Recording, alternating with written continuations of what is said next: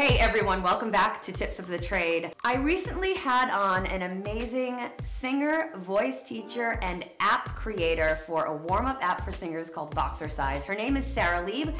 We're doing another one right now. Hi Sarah, how are you? Hello, I'm great, how are you? Good. Okay, so I had so many more topics that I wanted to discuss with Sarah. So we're just gonna go and talk about a whole bunch of singing stuff together. Awesome. That's fun. Today I wanted to do a video on a singing topic that I feel like really affects a lot of people. Everywhere from musical theater, people talk about this a lot, to pop singing, rock singing, R&B. It really affects so many styles, and that is getting a blend or a mix. So today, Sarah and I are going to be talking about how to blend vocal registers. Yeah, so I've got basically 4 tips for you, and this is one of the things that I sort of specialize in, and that I should say maybe that I specialize in this basically out of necessity, because I am not a belter, not a chest belter, I should say. Great mixed belt. That chest belt has never been something that I'm particularly strong at. So rather than seeing that as a weakness, what I did was spend, pretty much the entirety of my 20s making a totally kick-ass mixed register. So the first tip I have is basically to think about relaxation. What we're doing when we blend registers is switching which muscles of the intrinsic part of the larynx, the intrinsic muscles of the larynx, which are dominant. So what is the thing that is dominant in making this action happen? So if you're holding a bunch of tension either in the intrinsic or extrinsic muscles of the larynx, or the extrinsic muscles, these muscles in the neck, it's going to make that process much more difficult. So for example, a lot of people think, ooh, notice what I did when I went up there? I wouldn't normally do that. I would normally do ooh. I switched registers in there. Hopefully you didn't notice so much, because that's what I'm good at. But if you're taking your chest register up high, and the only way you can hit that note is by straining these neck muscles, what's happening is that the neck muscles are going, hey, you don't have the ability to sing that without me going like this. That's not true. Ooh, right, that's still chest. I can do it. Or ooh, either way, I wasn't doing that. And a good analogy that I like to make is picking something up. You can pick something up that's really heavy. You should use your legs, but oftentimes we'll use our back. 9 out of 10 times we're probably fine. And then you strain your back muscle and you're like, oh, I don't know if I can say that on your show. Oh crap, right? So the idea here is let the muscles that are supposed to be doing the work do the work, and not let those neck muscles be the things that are kind of tweaking to help you do the work. So that's really relaxation. And I think that's a really big part of what we do. Sometimes you might even grab your larynx and go, move it around a little bit, do some self-manipulation massage. These jaw muscles here, the masseter muscle in here, some more of those chewing muscles, especially if you're a jaw clencher. Ava's doing it. She's like, oh yeah. Oh boy, if you're a jaw clencher at night, if you've got TMJ, that stuff's really going to help. And just working on relaxing the jaw, the neck, the tongue. You can do this, or hold your neck muscle here. Stick your tongue all the way out like you're trying to lick your nose, and kind of pull down. A lot of good exercises for that. Which brings me to tip number 2, and that is most of us sing in chest register really comfortably because that's where we've spoken. So if you're 20, you've done that for 20 years. If you're 50, you've done that for 50 years. We're so used to using our chest registers that when we then transition from speaking to singing, it's pretty natural to do that. We also hear a lot of people on the radio singing in their chest registers. Right. So I would say before you're going for a mix and before you're really trying to blend registers, it's important to use your high register. So tip number 2 is use your high register and that your head register. So if you're not singing, you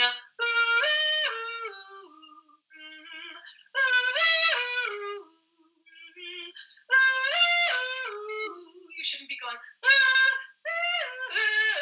right? Use as much of your head register as you can. time, even though I could have gone down to chest. And in a song, if I'm applying this to a song, that might be important. It's about using more of your head register and your high register. Right. A lot of people are like, oh, I stink because my head register sounds weak. Yeah, you know why it sounds weak? Because you don't use it. Right. My freaking biceps are weak too because I use them all the time. It's a pretty simple thing, you know. It's just a matter of doing those exercises. And then tip number 3 for blending registers is to go back and forth a lot. In order to go back and forth, you have to be relaxed enough. You know, tip number 1, relaxation. Tip number 2, use your head register. Tip number 3, you have to have done those first. But once you have, go back and forth. So there's in VOXERCISE, there's a great warm-up that actually came from a wonderful book called Vocology that Ingo Tietze co-wrote. It goes like this: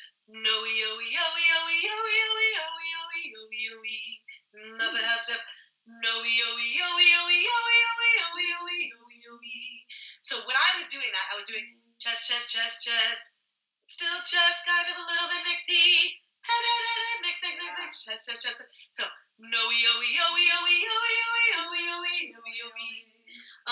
at first it might sound like right? I get it. Relax. The more you relax, the less you'll hear that break. I don't call it a break. I call it a transition because, you know, it's a self-fulfilling thing. You think it's a break, and then it sounds.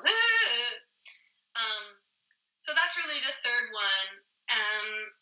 The last tip, just a little extra maybe, is to try, once you've done all of those things, to try to really go for mask resonance. So people like to talk about, there are these voice teachery words, resonance, placement, and really what they mean is how we're directing the air. So if we think about the back of the throat or the pharynx as the place that we air goes down through it as we breathe, but as we get higher up in our range, we're starting to shape our notes and our vowels and our consonants not with the front of our lips, teeth, and tongue, not with like, hey, how is it going? It's more, hey, how is it going? We're using our pharynx to shape things. So really going for a lot of mask resonance, meaning you're really getting resonance in the top of the back of your throat, the top of the pharynx, called the nasopharynx, which is just the empty space behind the nose. It'll sound like ooh, or if you're really, really going for it, ooh, you can get a lot of loudness in the middle to higher part of your range by focusing the air there. So a good exercise for doing that is like, I call it the nyanyas. Every voice teacher has their own version of this. Ava's going like that. Oh, I've done that one. Yes, yes. So I like to think of ing, and then you let go of, with ing you take the back of your tongue and you're touching it up to just the back of your hard palate where it meets the soft palate.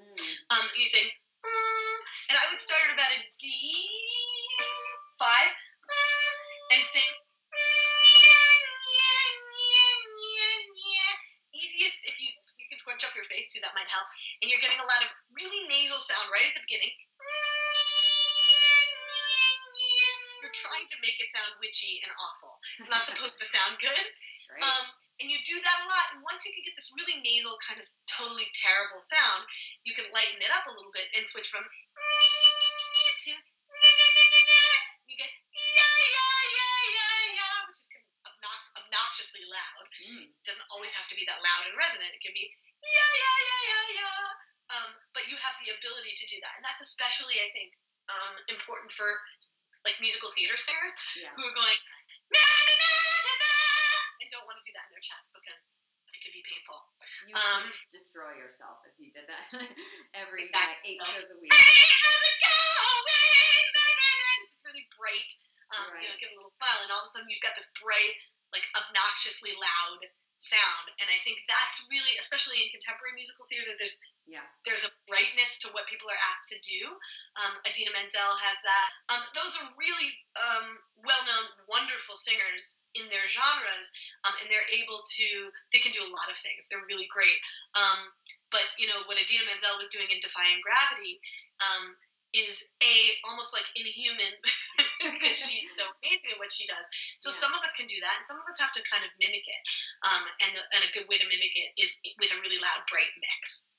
That's exactly right, and I love that you are coming at this from the opposite angle than me, because I am a belter, and so I was the kind of singer that was always trying to stretch my belt as high as it could go, and you would just max out.